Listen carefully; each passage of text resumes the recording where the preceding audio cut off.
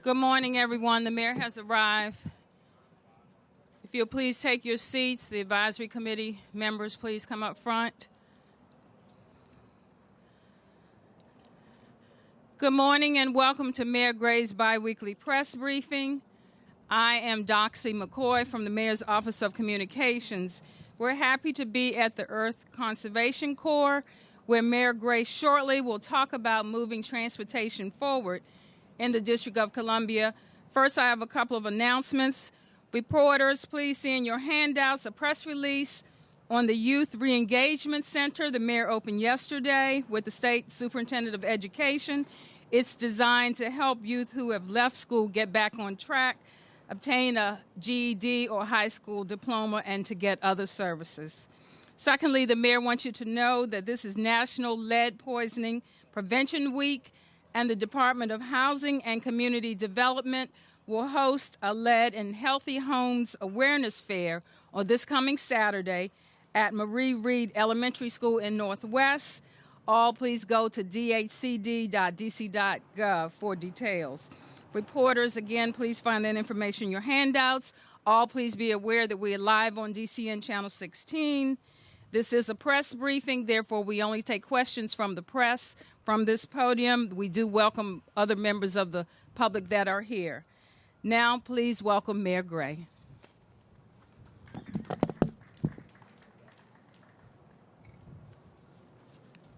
Well, good morning, everybody. I am excited today that we are releasing officially the final Move DC plan. There's a lot of work that's gone into that.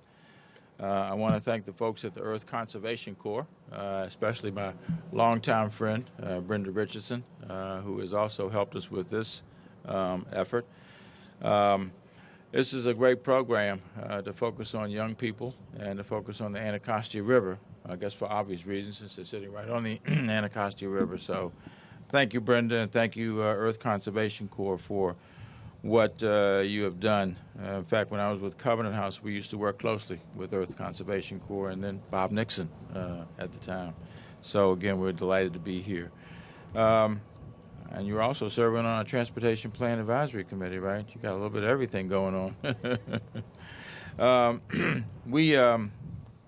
We're delighted today, as I indicated, to be able to release the plan. This is a plan that creates a 25-year vision for transportation in the District of Columbia.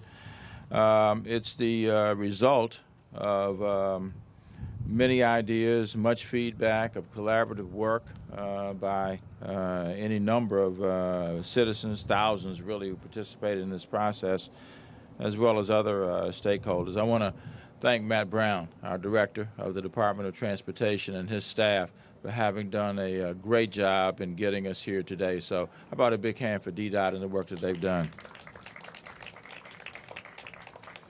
moveDC is about, as I'm sure most of you know, is about being able to expand choices for all modes of methods, if you will, of getting around the city and making transportation increasingly safe and accessible.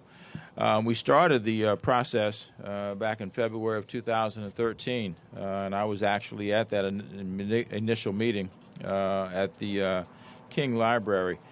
And we then, in May, this past May, issued the plan for a comment period, and then received those comments and integrated those comments into a final plan.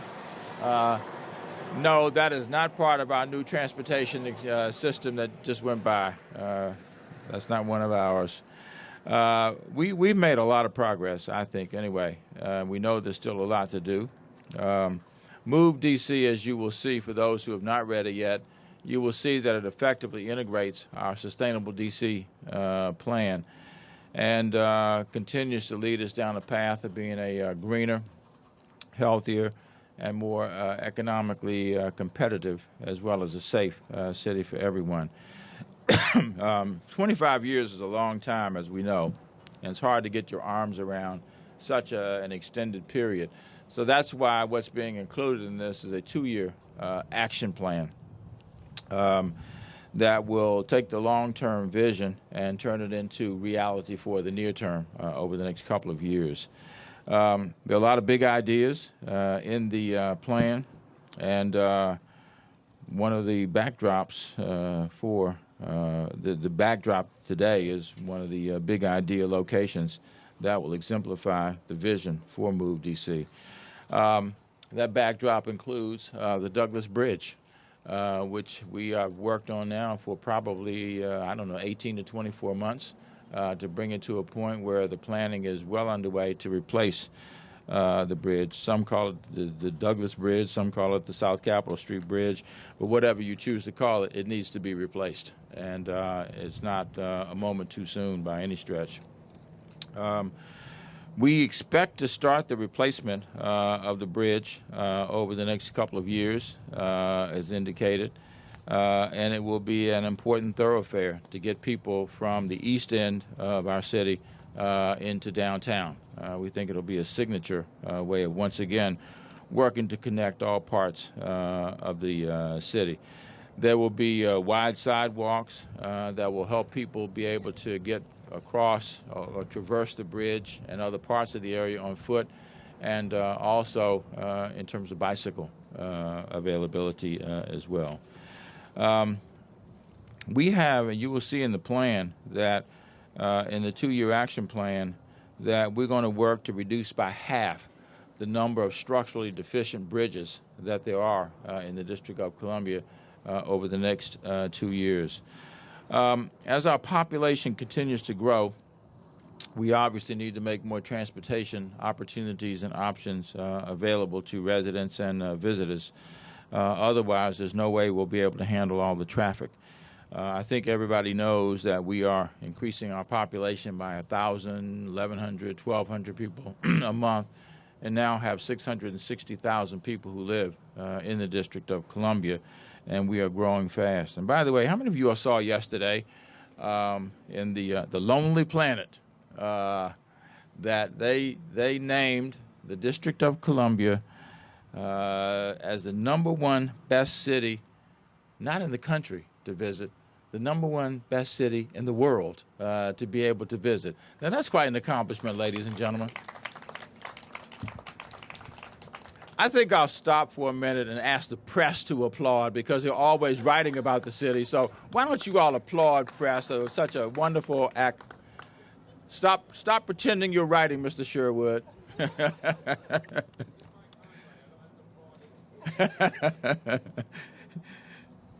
Yes, you do. I want to talk a little bit about some of the points in the moveDC plan at this stage that will, I think, emphasize how we're getting people to focus much more on other modes of transportation other than cars. I don't know how many people know this, but we have the second highest levels of both walking and biking of any city in the nation. How many of you all knew that? How many of you didn't know it, but you don't want to admit that you didn't know it? If you didn't know it, that's obviously okay. We are already a multimodal city, and we're really trying to build on that. There's lots of policy initiatives in the plan, some of which you will hear about from Matt. And we also are looking in this plan at how we pay for some of the transportation improvements that will be effectuated in the years ahead. One of the part of the vision for this plan is that as it becomes effective, as it is implemented, more than half the residents of the District of Columbia will be able to live within a 7.5-minute walk of a high-capacity transit station. That would be a streetcar, a metro rail, or a high-capacity bus corridor. We don't have that now, but that is one of the goals that we would like to be able to achieve. The budget this year, I think many of you know this because I talked to anybody who will listen to me, included money to be able to complete a 22-mile streetcar system. The ultimate goal was 37 miles, and I've said this to the council repeatedly also. They took the money out. They took 78% of the funding out, which now leaves us with a situation, and you'll hear more about streetcars in a couple of days for those of you who want a more extensive briefing. We're going to do that on Thursday.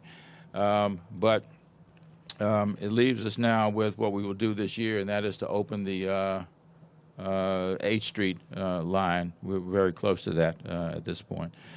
I hope that those of you who care about this will impress upon the council that this funding needs to be restored because it was there. It was taken out for allegedly for tax cuts. I haven't seen quite how that's going to work, to be honest with you. But frankly, it's going to cost the city a lot more money to not have a streetcar program being fully developed in the city. You know, one of the things that we need to focus on also, and the plan recognizes this, is how do we create a long-term, reliable funding source for Metro.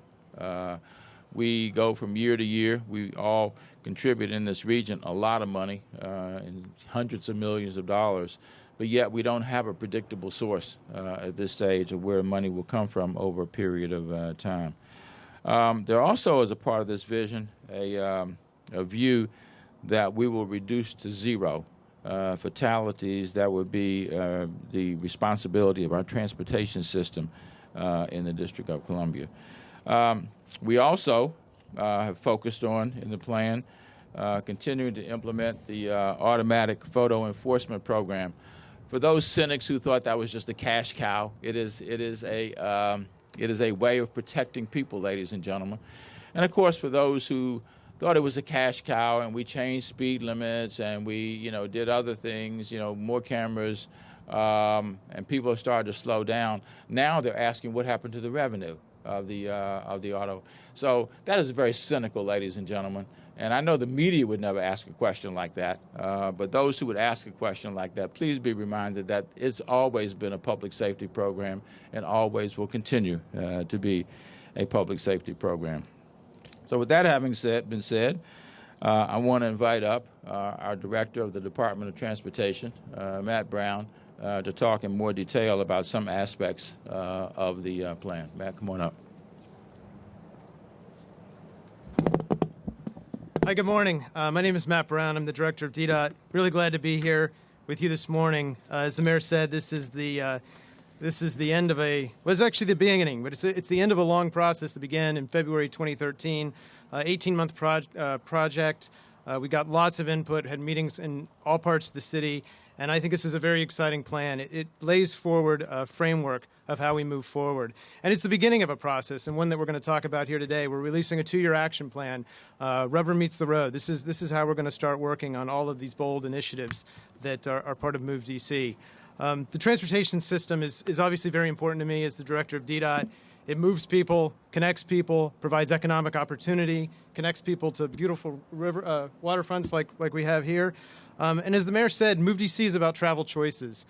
We want to provide travel choices: car, transit, bike, someday water taxi. Already, and the Mayor mentioned this, but I think it's worth repeating, already more D.C. residents commute in transit vehicles than in motor vehicles every day. And I think that's significant. 15,000 people commute by bike to work every day, and I'm one of them. 45,000 people walk to work every day in the district. We're the second in transit commute mode share, second only to New York City.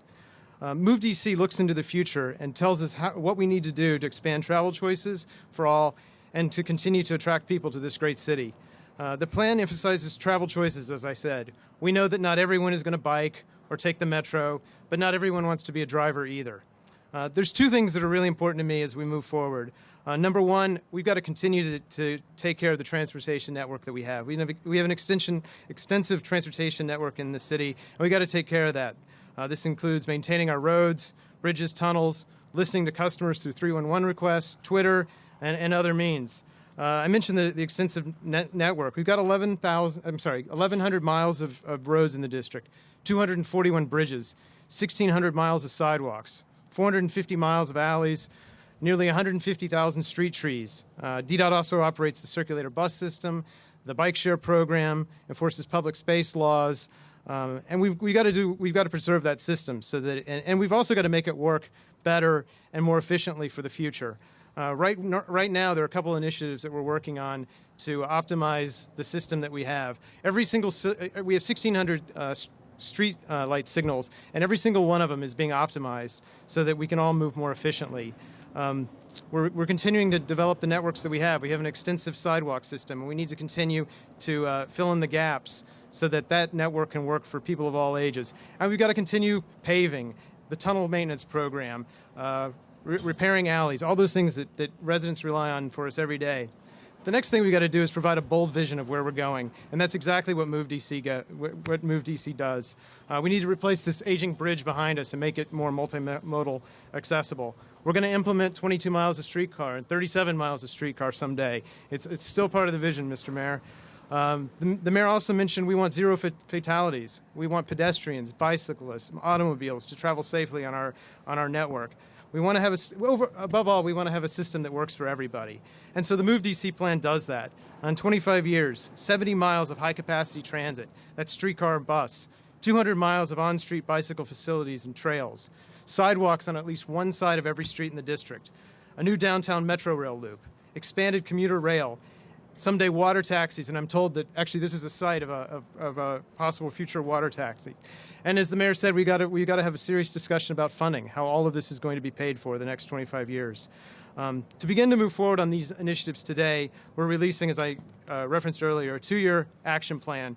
It's 36 specific recommendations on how we're going to work to improve the transportation system for all. It includes beginning construction on this bridge about 12 months from now. We anticipate to issue the notice to proceed. Working on a pilot program to create an off-peak freight delivery program. Installing 15 miles of on-street bicycle facilities. Completing environmental reviews on additional streetcar segments. Making pedestrian safety improvements at 20 intersections. And improving our processes for sharing transportation data, safety data, and getting feedback from those who use the transportation system. So we make sure that we're improving it for everybody. So I'm really excited to be here today. This is the framework of how we move forward. We know that this isn't the end. I think that the transportation plan is something that you've got to work on constantly. It's something that needs to be looked at on a holistic basis, I think, about every 5 years. But this is the first transportation plan in about 20 years, since the mid-'90s. So I'm very proud of the work, and I'm proud of what we're going to do next. With that, thank you very much.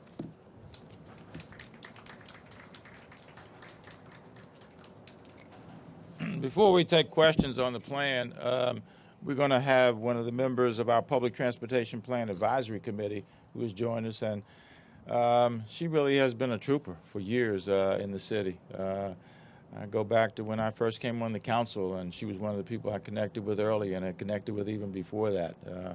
Cheryl, I want to thank you so much for what you do for the city around smart growth, especially. So please welcome Cheryl Court.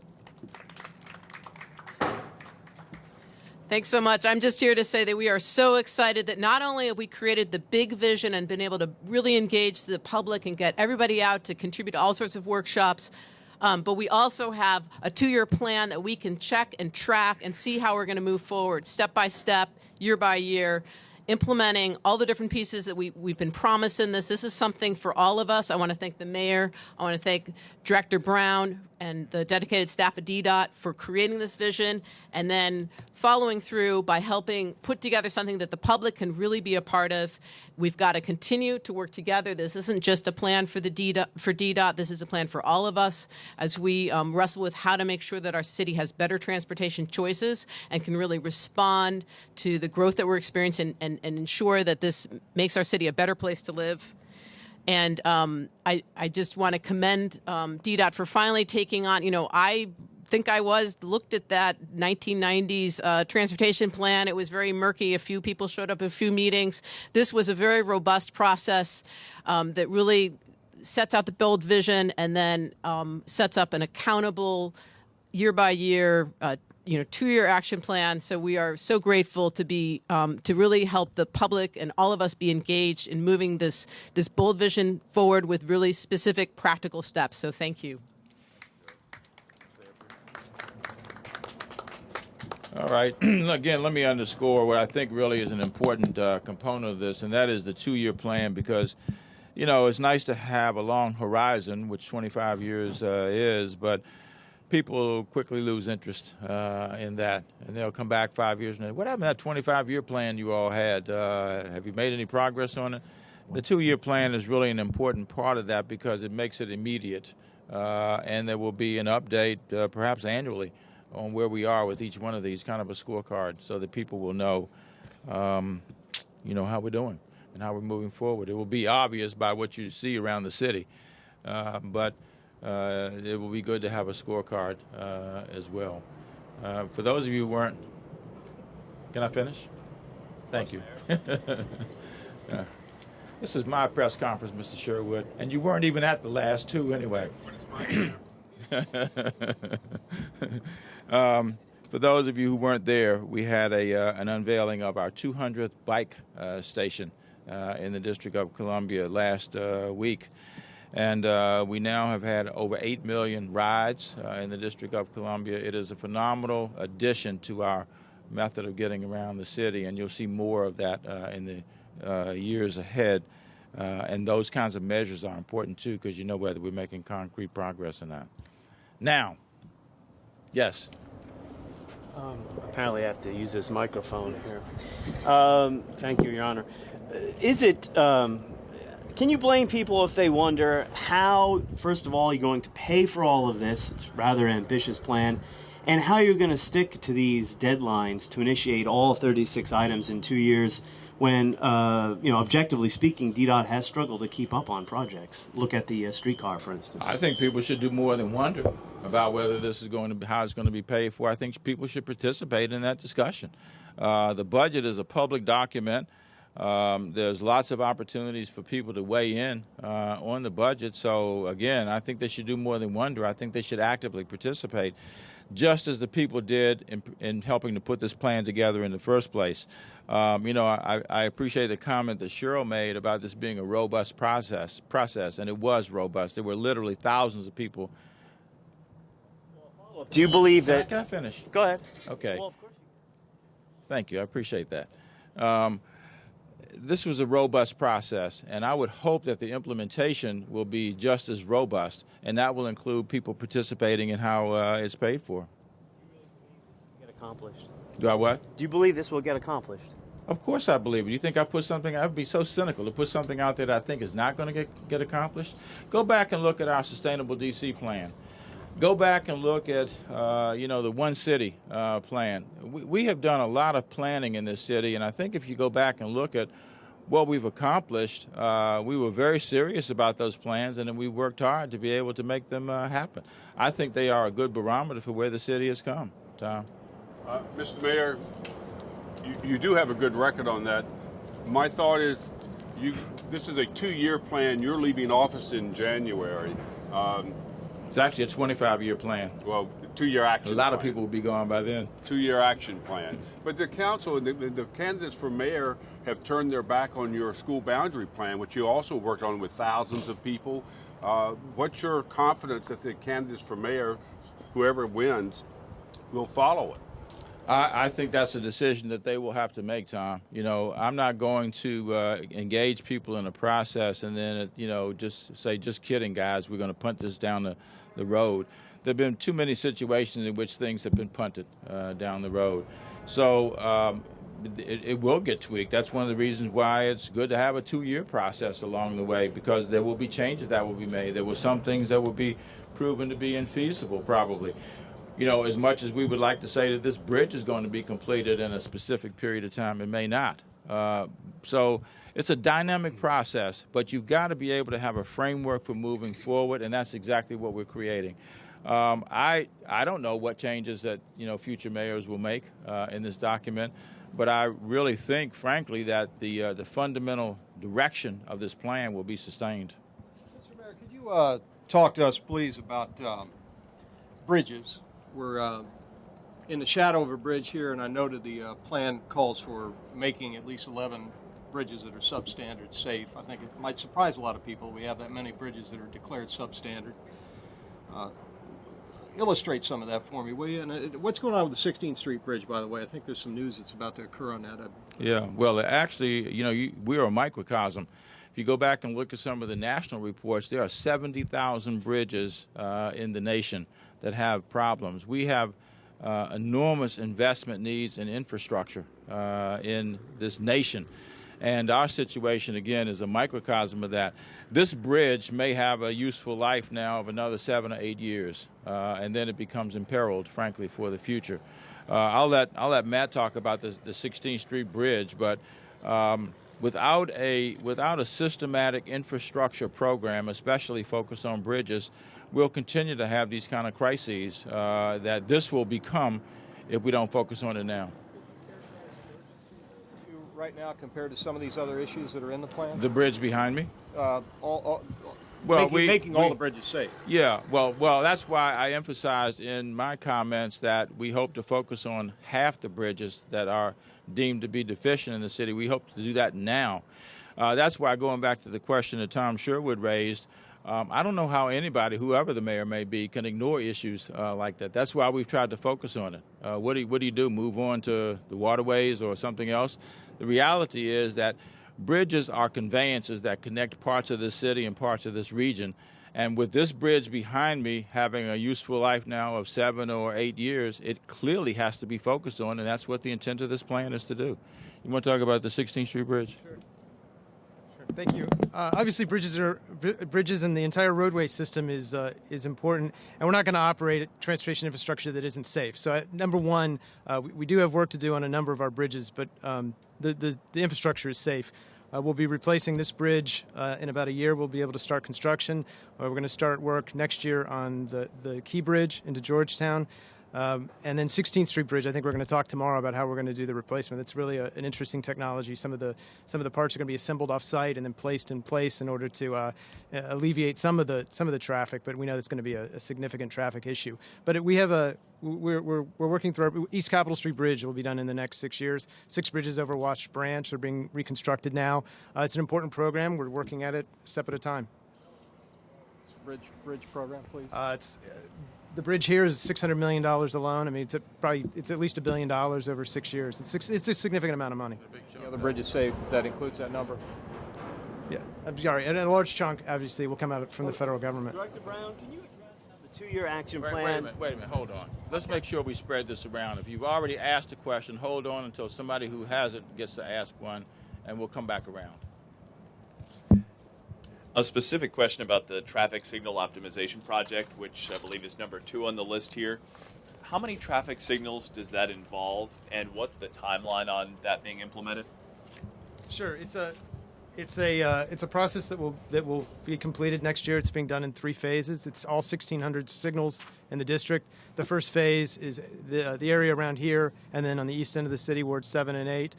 We're getting ready to start in downtown. But it's going to be a process that'll be completed about a year from now. Yes, go ahead. Yes, Horace. Can you Hold on, get the mic. Okay. Can you give a more detailed explanation about how the 16th Street HCT that you call it is going to work? Because right now there are only 4 lanes, 2 in each direction on 16th Street. Yeah, we're going to talk more about this tomorrow. I invite you to come out. We're actually going to be on site, and we'll show you how it's going to work. There are going to be some traffic impacts. I mean, it's going to be 1 lane each direction. We're working with Metro to do what we can about bus traffic. We've shortened the process through this. The panels that are going to be cast off site and then brought on site for the construction, but it's going to be a serious impact. I mean, and that's what happens when you've got to replace critical infrastructure. But we think that's important. We're able to shorten the time frame, but we're going to let motorists know. And we're going to talk again about this in more detail on Wednesday about alternate routes. Can you give the? Because I mentioned Thursday, I should mention the date, the time, the location. No, sure. Okay.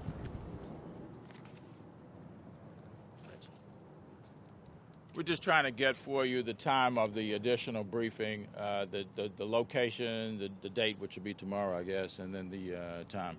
What is it, Reggie? 10 a.m. Where? tomorrow. Okay, come on up and just so everybody can hear you. Hi, Reggie Sanders, Public Information Officer for DDOT. We'll have a briefing tomorrow at 10 a.m. at Military Road and 16th Street, atop the 16th Street Bridge, and we'll go into all the details then.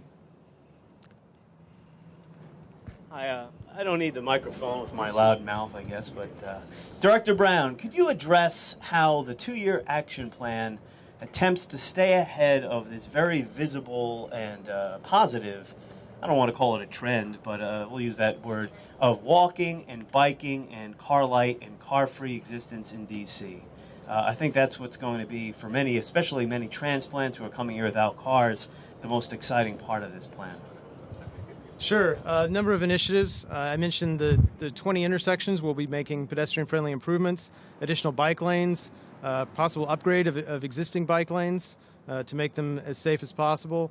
16th Street bus, we know that is a major bus corridor, and I'm not sure if we have we're doing the vendor selection now. Okay, good, got that right. We're doing the vendor selection now in a study to help us get that right.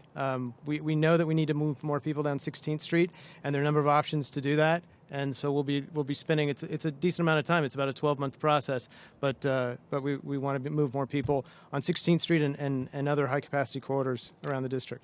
Consider yourself a smart growth advocate? I consider myself an advocate of moving people, and people want to move a lot of different ways, and that's what moveDC does. Is it provides options for all sorts of transportation. I consider you to be the director of DDOT. Thank you, sir. Yes. Nobody. I have just a quick question on 8th Street and the streetcar. Okay. Do you have a date certain when it's starting, and do you know yet what we're going to charge, or is it going to be free, as some media have suggested? I don't know that we have a date certain yet. In fact, I was reading some documents about that last night. Do you want to speak to that, Matt? The system is substantially complete. You probably have seen streetcars running up and down 8th Street. We're working through the final steps to make sure that it's safety certified. And when we've gone through those steps, we'll have a date, and we'll announce the date that will open, and we'll also have a fair announcement at that time. Let me make it clear, too, that the safety certification office obviously shouldn't be, but it's not within DDOT. It's actually in FIMS, and we have to work with the Federal Transit Administration as well in order to get that done. So it is a little more complex than just DDOT saying that we're ready. They can say we're ready, but it has to be certified by agencies external to DDOT. All right. Make sure you take a plan with you, the 2-year plan. And do we have copies of the where's the bigger plan so we can show that before we move on to? Pardon? We're being green. It's online. Online. We're greener, healthier, and more cost efficient. What was it? WeMoveDC.org. I know there'll be some printed versions along the way somewhere, right? After everybody has exhausted their opportunity to go to the website and get a copy of it. So that concludes, unless anybody has any other questions, that concludes the portion devoted to the moveDC plan. We'll take other questions if you have them. Those who are just here for that, you're welcome to leave. You're welcome to stay. Welcome to go for a swim, whatever you like, in our soon-to-be fishable and swimmable Anacostia River. Martin. So just last week, the D.C. Board of Elections sent out 300,000 voter guides with an upside-down D.C. flag. They admitted it was a mistake. They've also said that they have to replace all their voting machines. Do you have any faith that the Board of Elections can continue to administer elections well in D.C., given the challenges? My faith has been tested severely. We saw what happened in the last election. And I don't have a lot of evidence, that I can point to at this stage that would lead me to have a lot of confidence in what's going to happen between now and, of course, November 4th. I thought, sending out a voter guide with our D.C. flag upside down was a complete fiasco.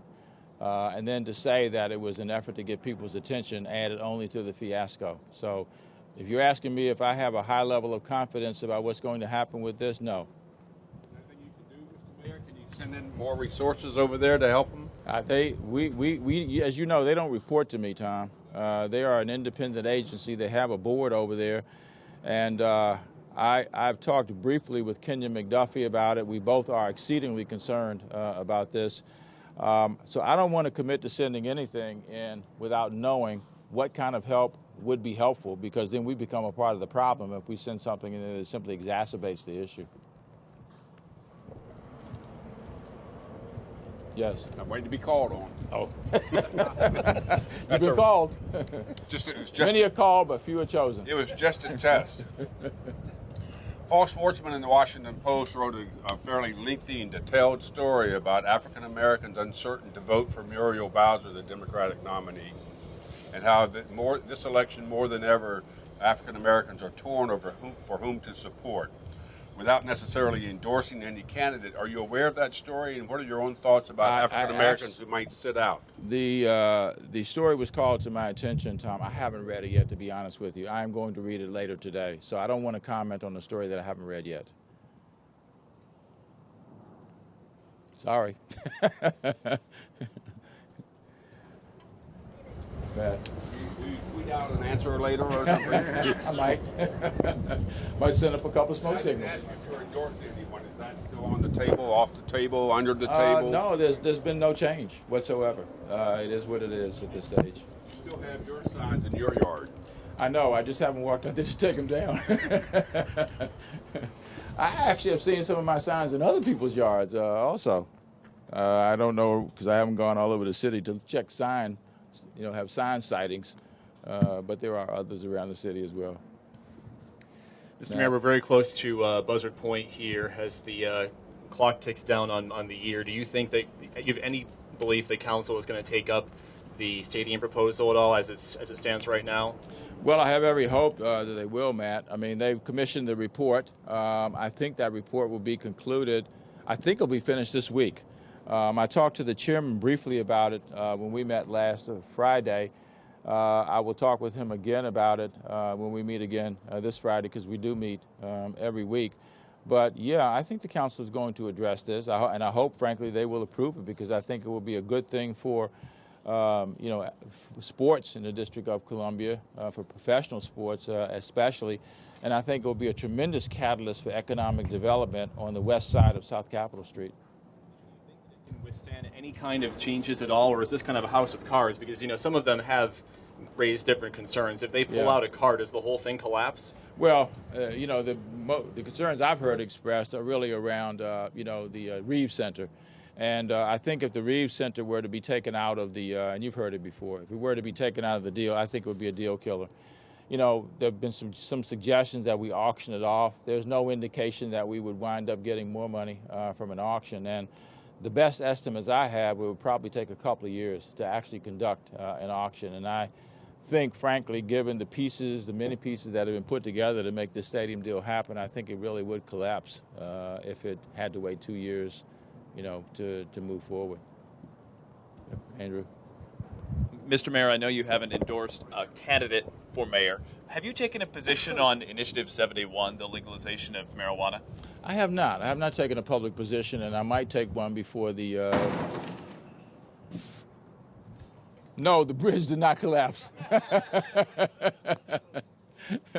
But there's a sign. There's a sign, guys. We got to get that bridge rebuilt. There's a sign right there.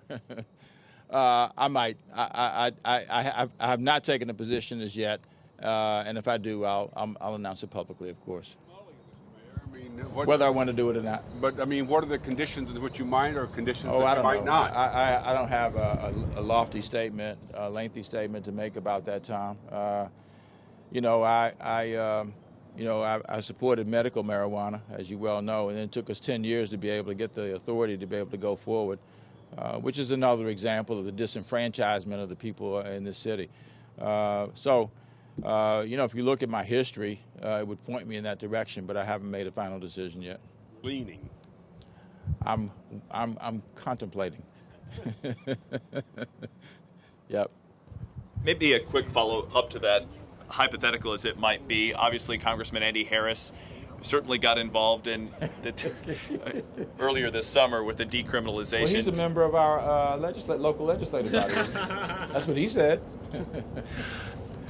So here in this case, with Initiative 71, do you believe that if the district were to legalize marijuana use, that it might lead to more meddling from outside political leaders? Oh, I think absolutely there would be people who would choose to get involved in this. I think this decision should be made by the people who live in the District of Columbia, by the residents and the voters of this city. And frankly, it should be respected, and there should be no intervention from the House or the Senate or anybody at a federal level. They wouldn't do that elsewhere. They might have opinions, but they wouldn't try to intervene in the democratic processes of those jurisdictions. And it would be nice if we had that kind of democracy in the District of Columbia, wouldn't it? All right. Thank you all very much.